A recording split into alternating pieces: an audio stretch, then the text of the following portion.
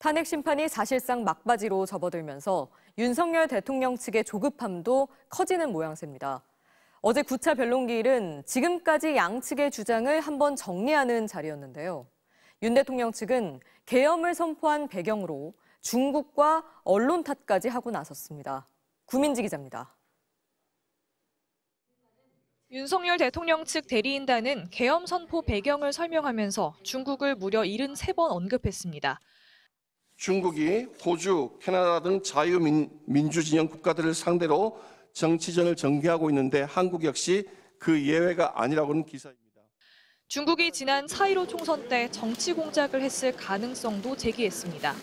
하지만 근거는 당시 서울 은평구에 중국인 개표 사무원이 한 명 있었다는 것과 관리대장이 없었다는 증언뿐입니다.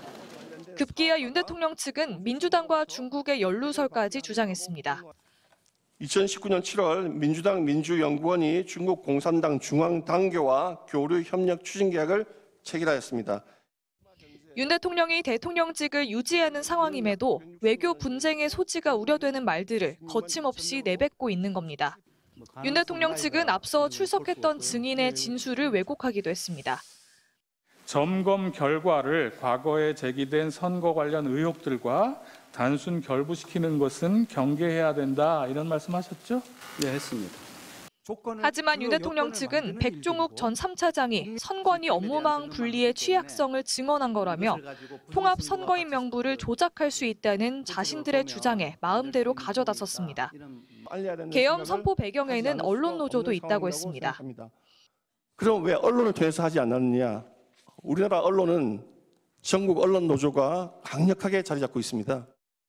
전시와 사변, 그에 준하는 국가 비상사태라고 헌법 77조에 규정돼 있는 계엄 선포 요건과는 동떨어진 주장을 이어가고 있는 겁니다. 윤 대통령 측은 오늘도 음모론을 앞세워 지지층 결집을 위한 장외 여론전에 집중했습니다. 기묘하게도 이와 같이 모든 단계에서 우리법 연구회 출신들이 중요한 역할을 하고 있다는 점. 헌법재판소 결정에 불복할 가능성에 대한 부정적 여론을 의식한 듯 석동현 변호사는 결과에 대통령이 당연히 승복할 것이라면서도 결정이 최대한 공정하고 적법해야 한다는 단서를 달았습니다. MBC 뉴스 구민지입니다.